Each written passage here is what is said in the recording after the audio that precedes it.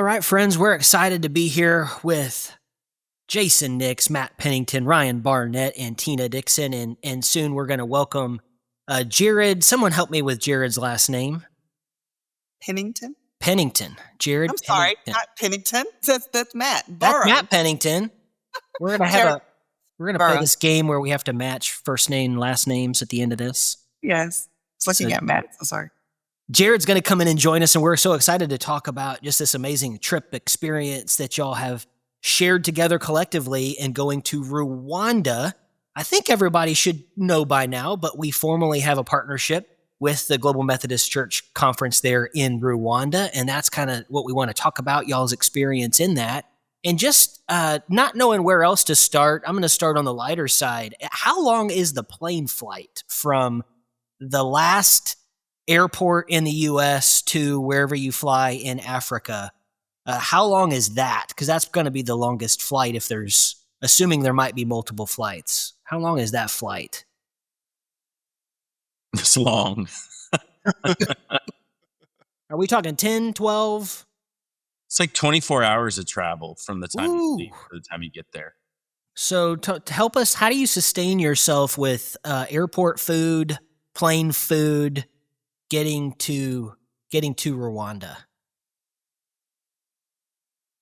Well, it's pretty sedentary, so you don't need a lot of fuel.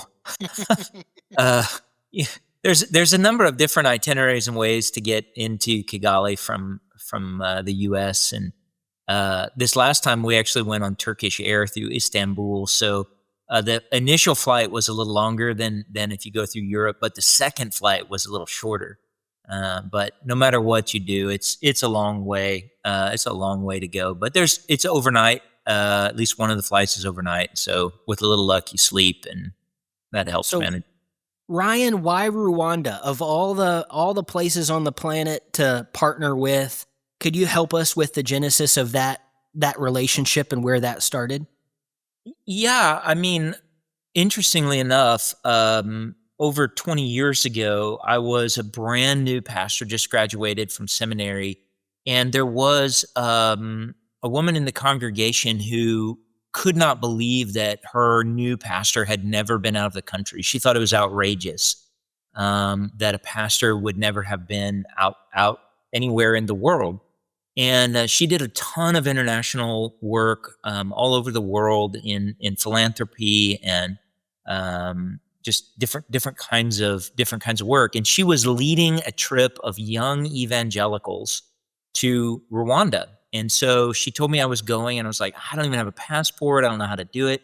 So she scheduled me a series of shots at a TexMed clinic. I got 7 shots and took all these pills, and she expedited my passport. She just said, wow, you are going. And so I did. And just kind of, I had a life-changing experience. It was so fast, I didn't know it until I got home, I think. It took a few weeks after being home to realize that I just had this life-changing experience. So I'd been working there for 20 years straight after that, doing development work, building churches, schools, clinics, hospital, eventually, evangelism, all kinds of things. And so when it came up in the Global Methodist Church and I had been working with the Anglican Church in Rwanda. At the time, the United Methodist Church leadership was utterly corrupt. We tried doing some work with them, and it did not work. They did not pass our benchmarks for financial integrity. And so it came up that the GMC was working to form in Rwanda, and somebody, knew that I had kind of a long history working there. And so they said, why don't we ask Leahidi Gregory in MidTexas if they would be interested. And so I had a trip previously scheduled to go, and Tynna and Matt and Jared were part of that. And so while we were there, we said we would vet out the local GMC leadership and the churches and make a recommendation report back. But it's incredible. I mean, it's just the nature of ministry. It runs along relational rails. Isn't that incredible? Global partnerships running along relational rails. But we serve a relational God, so why would that Why would that surprise us that global affairs and events take place? Because people have human connections. So that's a super long answer, but I love the way the Lord works and uses all the different parts of our lives over the course of decades to bring his purposes and will about. It's awesome. Tynna, how did you get looped into this trip, and maybe what was some of your first initial impressions in this trip to Rwanda? Yeah. So Ryan threw me to the ground and tied my legs together, my arms behind me, and told me it was cool. No. So it was a lot of when he mentioned it to me, it was like, yeah, I don't know about this, and I wanted to know about the plane ride. I wanted to know about the food. I wanted to know what we would be doing, and so and I've never been out of the country, so this was my first opportunity to travel outside of the U.S. And so all of the things that caused me to push back, like I don't know what I'm going to be eating, I don't know, where we will be going. I don't want to go anywhere by myself because I'm very, I'll be frightened, and I just this long plane ride, all of those things that had me reserved and really kind of, I just don't know. All of that went out the window. I mean, from that first flight from Dallas to Istanbul, Turkey. I mean, it was just, it just blew my mind, literally. And then getting there and seeing the beauty of the country, the kindness of the people, the way they worship, the food was amazing. The people, when we arrived at the airport, I think it was in Kigali, it was about 2:30 in the morning, I think.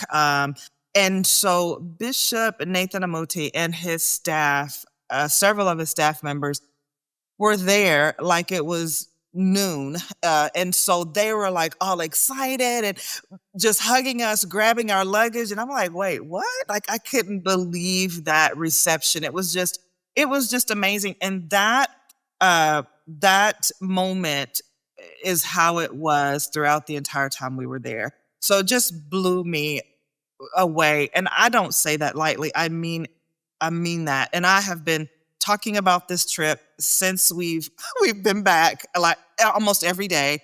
I could talk about it for hours. People at church are still asking me questions about it.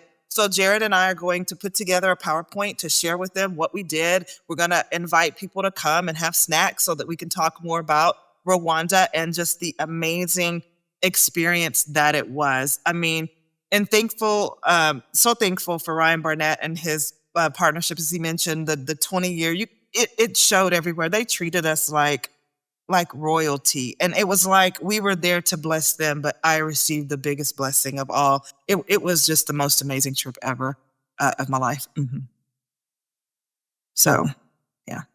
So I want to lift up some highlights. If Matt, Jared, we welcome Jared and Ryan, wouldn't mind just sharing some highlights of the trip as well. And if you could put into words, Matt, I think you guys were talking about a church that was visited, and it was a steep ride up a hill, up a mountain of some kind.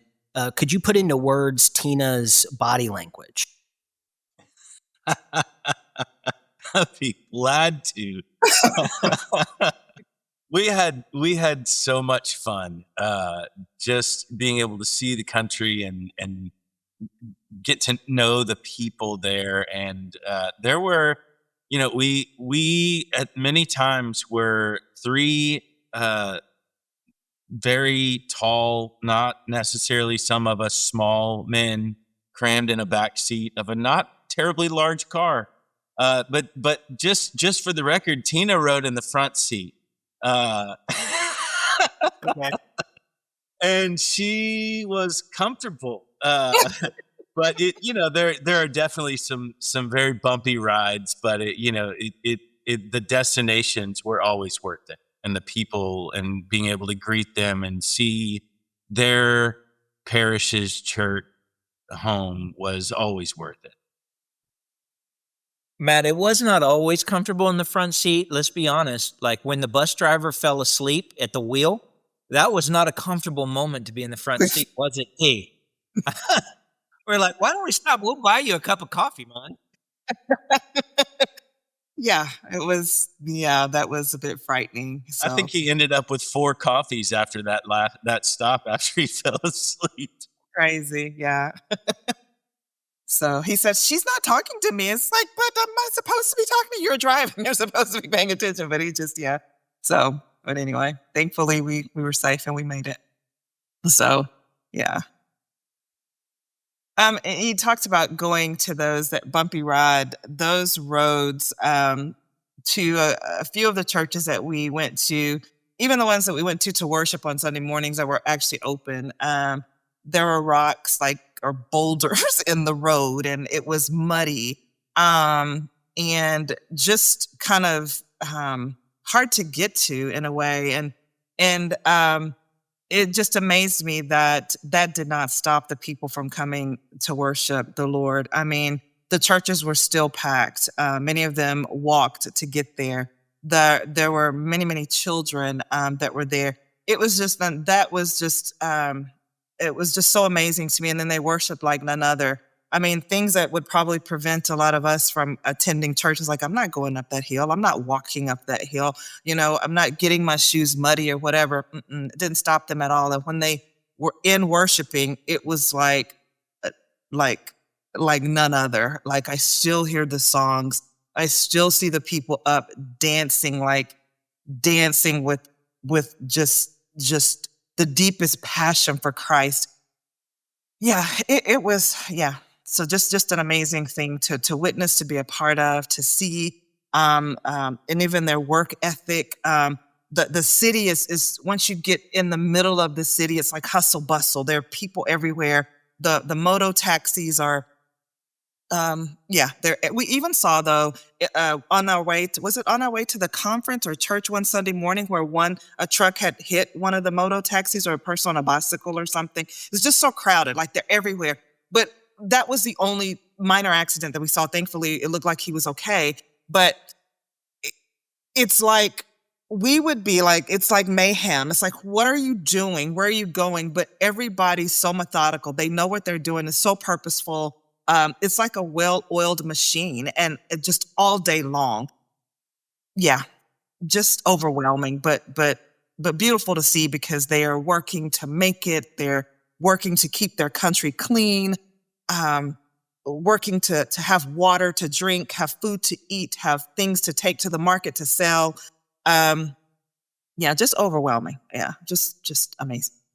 And I could take up all the time. I don't want to do that. So no, that's good. No, yeah. Jared, any thoughts from your point of view as we're recalling the trip? As Tynna, you were painting a picture of that context, and it was so rich, just getting to see things as you're describing them and just imagining what that must have been like. Could some of you speak to more of those challenges? Like you mentioned, the hills didn't stop them from going to church. The rocks, big boulders in the road. You said something like actually open. You went to a church there that was actually open. Could y'all help us understand a little bit? I know for some listening, heard a little bit of this maybe at Annual Awakening, at Annual Conference. Are there a few churches opened? Could you guys speak to that? Yeah, I will. Shay, for the Global Methodist Church, none of the churches are open. None of them meet the standard necessary to be currently open and operational. We're working on remedying that. It's a slow, methodical process. There are churches that are open, but all the denominations across the country experienced closures. And so, even in the Kigali Diocese of the Anglican Church, which is among it's like the largest of the Protestants, something like 70% of their churches were closed as they're working to do repairs and restoration, and then clergy training. It was very hard for us to see that and to understand it. And we found ourselves advocating on behalf of the churches, especially amongst ourselves. But, interestingly enough, our Rwandan leadership of the churches there are taking it, somewhat in stride, really. I mean, I think they lament that they're not able to operate in ways that they previously had, but they are committed to the dignity of their people, of the safety of their congregation inside meeting halls that do have, basic safety that are equipped for basic safety, things like lightning rods and the like. Um, Essentially, what I would say to you is what Tynna described as an ordered society that may, from our point of view, look a little chaotic sometimes. They understand what they're doing, what they're about, and what it has taken for them to put their nation back on firm footing over the last 30 years to become really one of, if not the most developed nation in Africa. I mean, from just the chaos of genocide, of, total destruction of the fabric of society to, one of, if not the most, it's definitely, I mean, you can Google safest city in Africa and Kigali, Rwanda comes up. So how does that happen? Well, they're willing to take in stride the challenge of improvement and excellence. And so that's what they're working on, and they can do it. With our help, they'll be able to accomplish it a little bit uh, more quickly. And so we are excited to be able to do that. As we transition forward and just continue the conversation in our Western context, for a government to shut down a church, we have a certain like guttural reaction to that, right? It's like we get real combative and kind of raising our fists. But Ryan, Matt, what you guys have described is that this is actually not specifically aimed at the Christian faith, but it is really a government trying to take steps forward so that their people can be healthier, happier, live lives that are more fulfilling and safer, and all those different things. And so, for us, sometimes when we hear the specifics of what's going on in Rwanda, I know my initial reaction when I first heard about this at our annual awakening was to say, "How dare they?" But really, that's not the heartbeat of this at all. And so, and it kind of outlines, from what I've heard, and you guys can just expound on this. I feel like it outlines our mission of what's going to define this next season of partnership with Rwanda. So, guys, just speak more to that and how this shapes our mission context with the believers in Rwanda. Yeah, I think one of the impressions initially we all started Googling and trying to find what are the standards and why did they get shut down and how can we go around that, or how can we help them, and what, as we were hearing from their pastors and hearing from their people, what kept rising to the surface is that they trust their leadership, because their leadership has formed and helped them form together collectively a solid foundation for a future. So if this is what it's going to take for us to have the bright future we believe God wants us to have, and to be safe, and to have our clergy trained, and to make sure our that local communities aren't getting fleeced for finances and all of these things, they trust their government. And that, I had to just sit in that for about a day of just processing the trust. And then once I was able to kind of grasp that, at least my initial dive into that concept, it gave me a different lens to say, okay, so these people are still passionately committed to following Christ. They're meeting, if their churches got closed, which all of the GMC churches did, they're meeting in cell groups. Their pastors are going house to house to house. Sounds familiar. And all of these pieces that they're really, I think it's the strongest, most committed parishes that will rise the most beautifully, because they're taking the steps to follow everything they have to follow so that they can reopen the right way and have the best future for their churches. So I was just dumbfounded once I finally grasped, hey, they trust their government, they trust their leadership, and so they're gonna, without a better term, they're going to fall in line because they trust it's for their best good. And so they're doing it, and seeing how they were making the progress even on their facilities, and how their pastors are, many of them, ready. You just point the direction and help me figure out how to get the education I need, and I'll do it, because they just believe in the gospel message so much. Yeah, just over the years watching how this has worked. I remember probably 10, 12 years ago, the government mandated that homes could no longer be the thatch hut homes that dotted the landscape of the country for thousands of years. And I remember thinking to myself, I mean, back then there were very few paved roads. I mean, put this into context in um, the year of my first visit in 2005, um, 3% of the nation had electricity to their homes. 3% of homes had electricity coming in. So the government puts in this decree that, homes have to meet a different standard.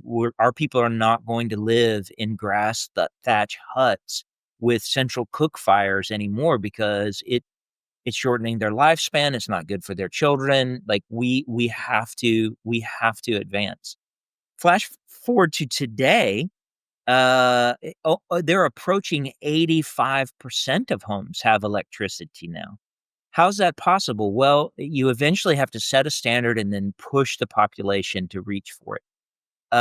Another quick example that one of our hosts told us was, they said, we remember when the government made it a law that everyone had to wear shoes, because people just, and he said, I thought, that's crazy.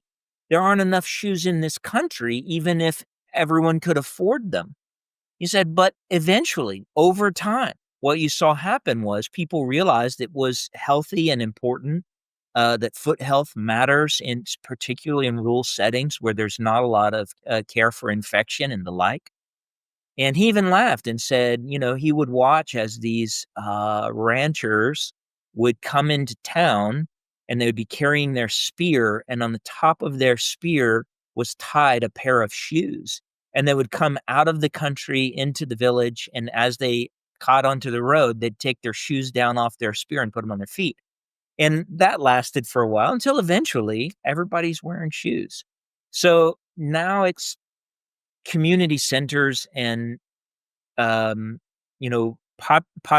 populations gather in vulnerable settings, that the government has said we're going to do better for our people. And so church leaders love their people, and they've seen the electricity coming into their people's homes.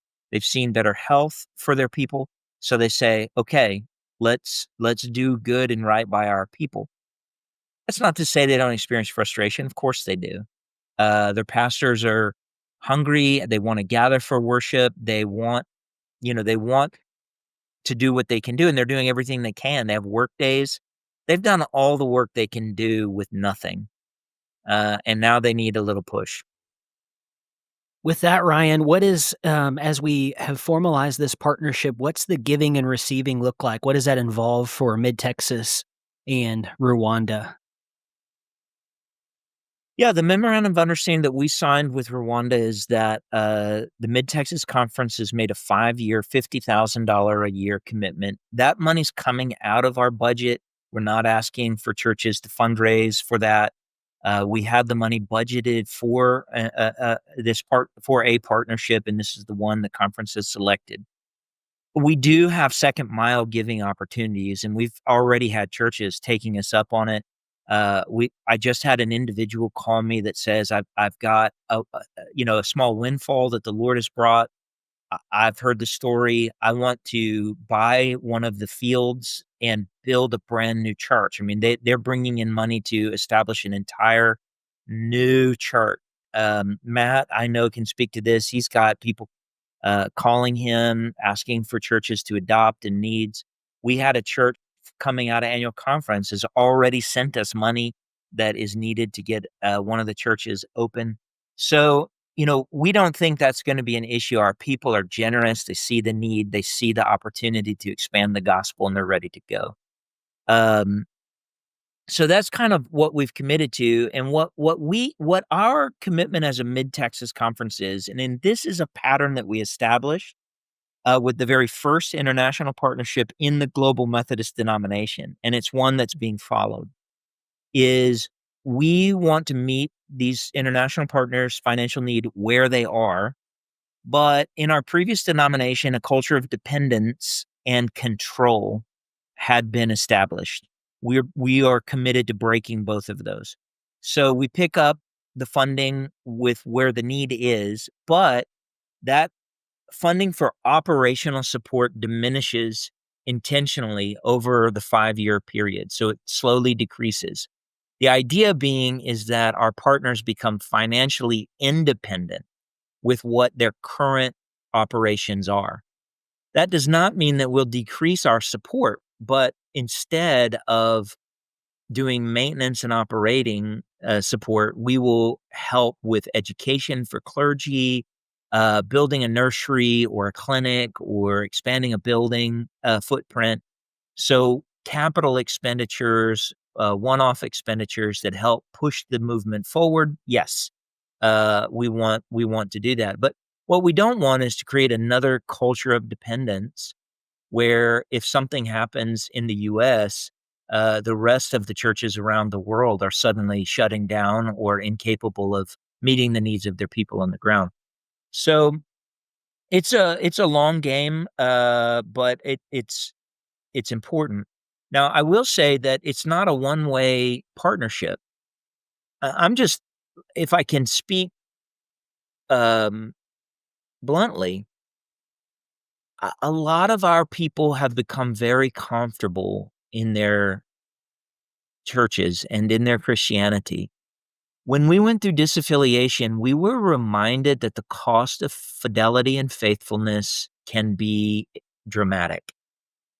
What I don't think is a good idea is for the Mid-Texas GMC to slide back into a comfortable seat. Okay, everything's fine now. It's not. There's 14.5 million unsaved people in Mid-Texas. Can I say that again? Please. There's 14.5 million unsaved people in Mid-Texas. How many of those are our responsibility? They're our kids and grandkids. They're our neighbors and our coworkers, our classmates, and our friends. We need to have some of the grit and resiliency, some of the willingness to provide sweat equity that our Rwandan partners have, their sense of commitment to their local community, of the betterment of their neighbor for the sake of the gospel. This is going to be a very good spiritual partnership for Mid-Texas, and we are looking forward to shared itinerations of Rwandan leaders coming through Mid-Texas and Mid-Texas leaders rolling through Rwanda, which Reverend Pennington will be leading the next iteration of, to be scheduled for this summer pretty soon. Well, tell us a little bit about that, Matt. I mean, how is that shaping up? What's the opportunity? Anybody listening to this, is it too late for somebody to say, "Hey, the Lord's stirring, I want to go"? It's not too late because we have not officially set dates yet. So, we're still it's early in our partnership, and so we're just being flexible and working with our partners there. Reverend Mark Balianga is the conference superintendent there for the GMC in Rwanda. Love the relationship that we've been able to build with him. I had a church reaching out to me that was looking to take up a special Easter offering. And so I reached out to Reverend Mark and said, "Hey, we have an opportunity to potentially raise some very strategic capital. What's a church that, if we could help them get opened, could serve a number of parishes in that one facility?" And so that's the one we're looking at to raise those funds for, so that if we can get one church open, we can have 6 worship there. I preached at a church one Sunday, and I think they had 5 or 6 parishes having 5 or 6 different worship services. That's a long day, 3 hours plus a piece. But if the facility gets open, then there's no limits really, because we can bring people as far as they can come, and reach new people as well. So yeah, we're looking to expand that partnership. Ryan hit the nail on the head. It's relationships. It's relationships that took me there in the first place. Being connected with some of the partners that Ryan's had for all these years, and becoming good friends with them, and them inviting me for years to come. And the Lord finally made it happen. And so I couldn't be more honored and excited to invite other people. It'll be an amazing trip. It's a hard trip. It takes some time to get over when you get back. It takes some time to get there. But man, what an incredible opportunity to see, to be able to greet their pastors at their annual gathering, and to worship with them, and to begin to form those relationships that seed those future partnerships of what what what can what can God do? Because we often operate out of an economy of scarcity, but we know that's not what God does. And so we want to join what God's up to, and that's part of the relationship building, and just being there in their presence, and bringing them in to be with in our presence as well.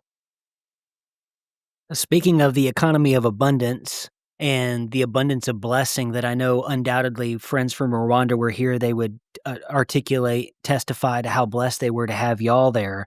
But could you speak to, Pastor Tynna was speaking to this a little bit, the abundance of blessing that you received, whether it was a moment of worship, just a generous act or gift from someone there on your trip? Does anything like that stand out that you'd like to share with us?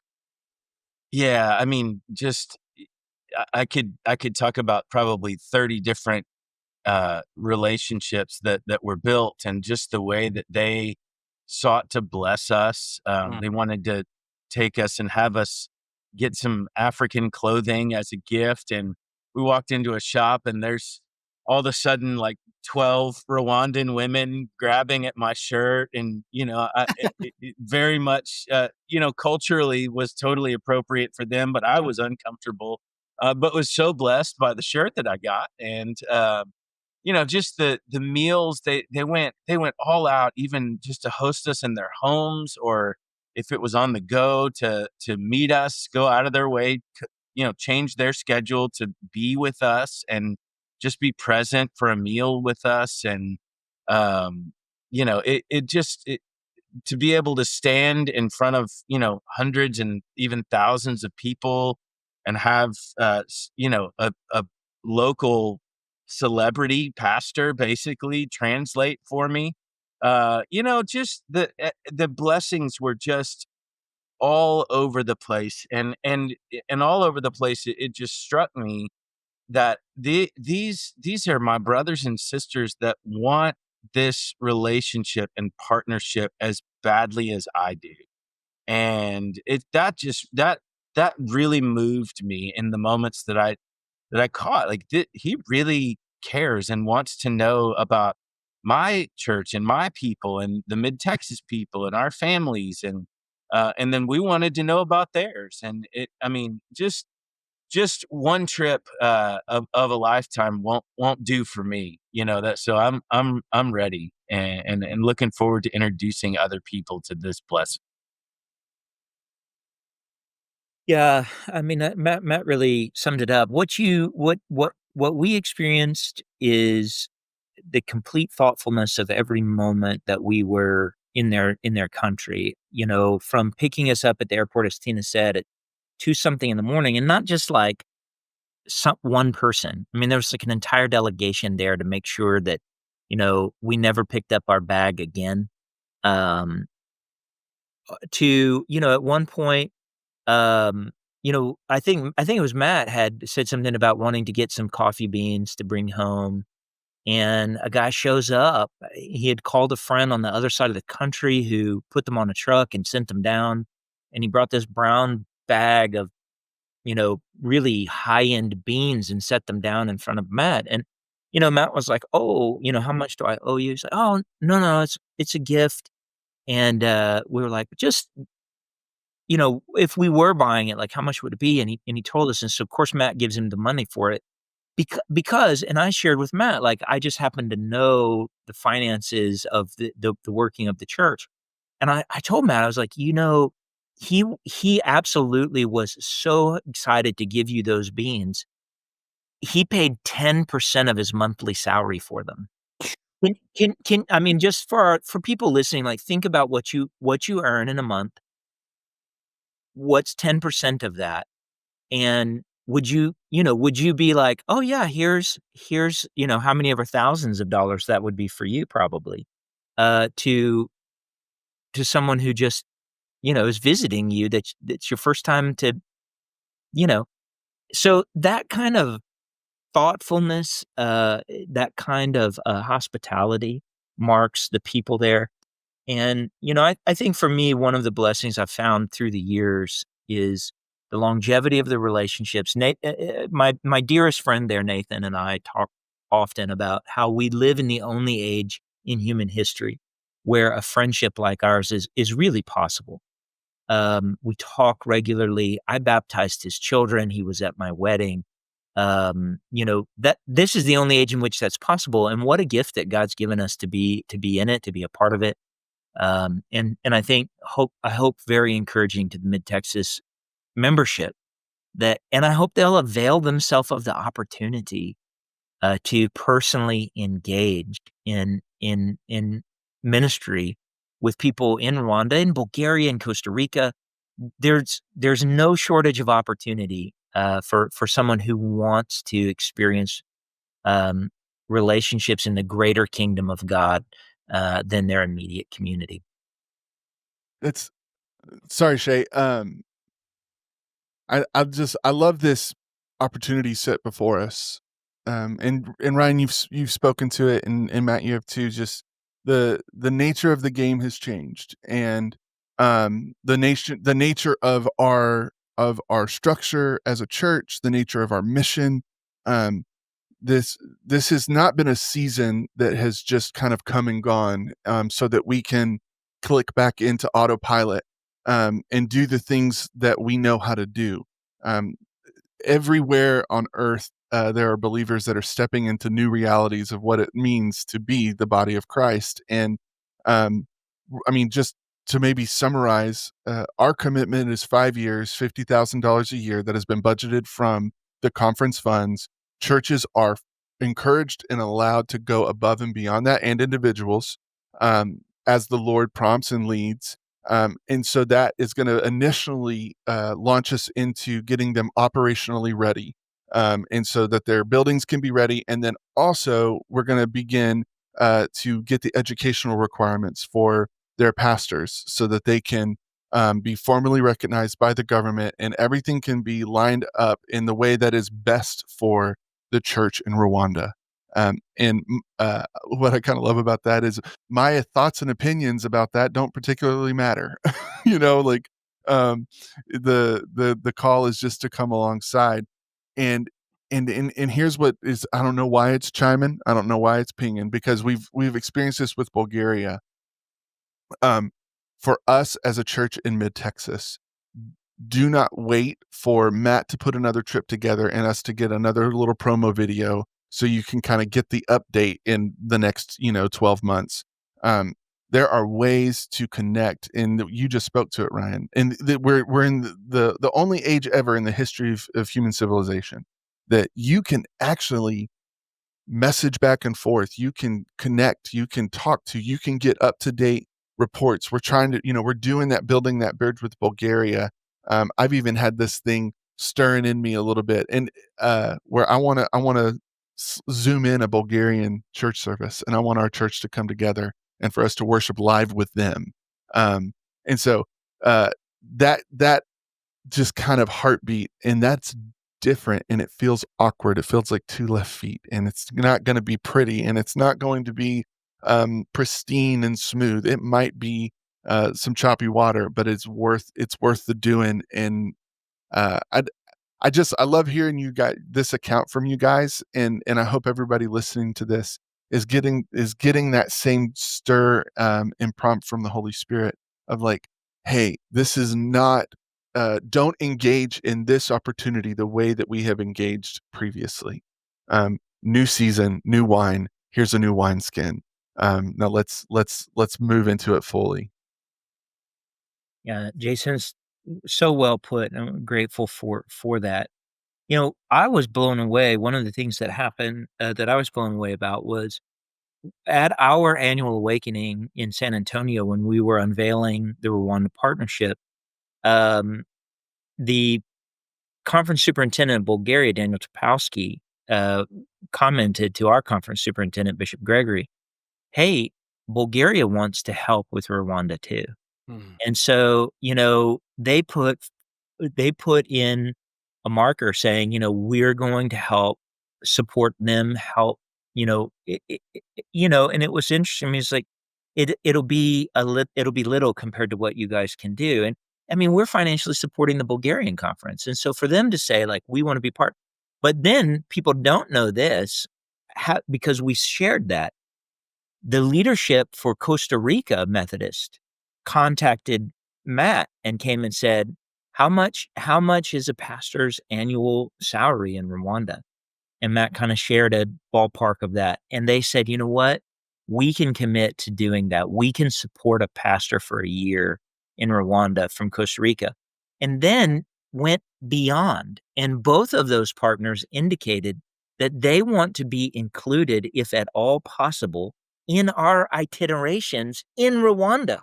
So imagine the Bulgarian and Costa Rican leadership would like to travel with us because this when we say partnership, we're not just talking words. They're like mid-Texas, we belong to mid-Texas and mid-Texas belongs to us. So if mid-Texas is going to be working over here, we're going to work over here together. We're all in it together. And so, I mean, I really do. I mean, I think the day is coming when you're going to see like Rwandans at the Costa Rican annual gathering and Costa Ricans in Bulgaria and so forth and so on. Um, a- and it's maybe hard to express why that's so significant, other than to be, you know, I mean, not to be not to overstate, but friends, that's the kingdom of God. That is the heavenlies, every tongue, tribe, nation gathered together in unity around the throne of Jesus Christ. We've always talked about being connected in Methodism, but we have never experienced this kind of connectionalism that is relational to its core. And that is powerful and it's contagious.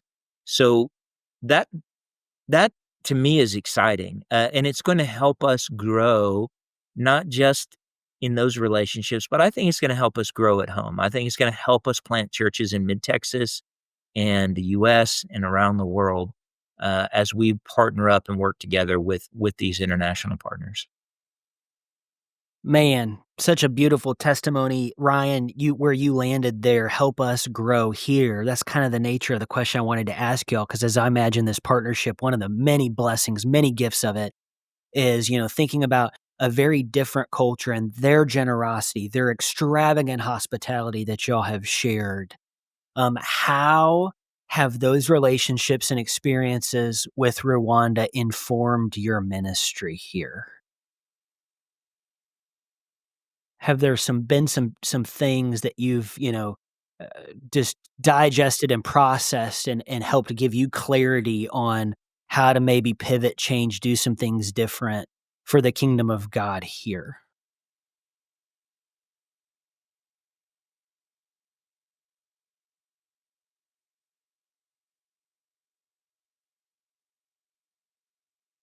Yeah, Shay. I mean, for me, I will go back to one of my earliest experiences in Rwanda that really did change a lot for me. As it happened, I was in the middle of a $15 million building campaign in San Antonio. We were building a brand new campus where I was teaching pastor, and it was the campus that I was leading at the time. And in order to do it, we had to close one of our parking lots for construction. And so we moved. we moved people's parking uh, two doors down to the local high school, and we rented people movers every week, and we asked people to park in the high school 2 doors down and put them in people movers. So they stepped out of their car, they got in a air conditioned and heated van, and we drove them over to the church. At the same time, I had been attending. I had preached at my friend's church in Rwanda, had probably 1,000, 1,200 people in it. Um, and then the next time I went, he was out on this hilltop at just there was nothing. And we were leading church under a series of mango trees. I had a big African drum was the pulpit, and there were about 50 people sitting in the shade of the next mango tree. And I asked my friend, I was like, "What happened? You were pastoring, a huge church, and now now you're on this hillside under a mango tree." And he said, "Well, what happens is when our churches grow to the point that people are having to walk more than 10 miles one way to get to church, Come on. we open a new church, and we don't send out the associate or the second level person. We send out the senior person to do the church plant because it's hard, and the junior person inherits what we've already built." So I'm like, wait, so you're planting a tree under a mango tree church. I mean, you're planting a church under a mango tree because people were having to walk 10 miles one way to get to your church. He was like, "Yeah." Meanwhile, back home, I kid you not, as expected, our attendance was plummeting because it was so inconvenient to have to park and ride a shuttle bus 3 or 4 minutes over to the sanctuary while we were under construction. And I'm not being critical of our folks. We knew that would happen because that's what happens.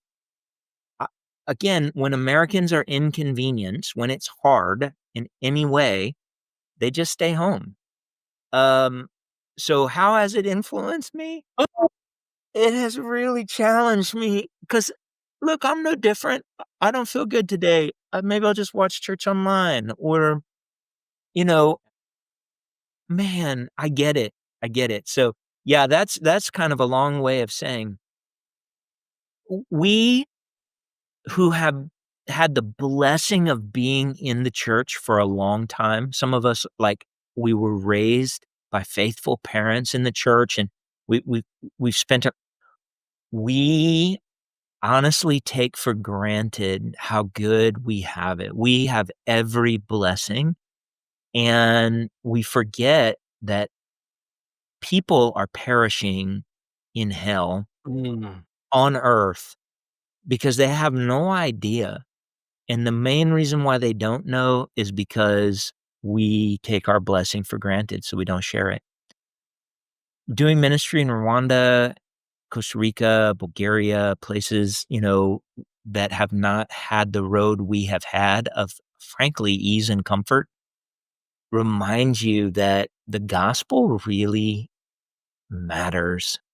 And it matters to the people. It matters to me. It matters to our people in our churches. And we can't take for granted how much it really does matter and make a difference.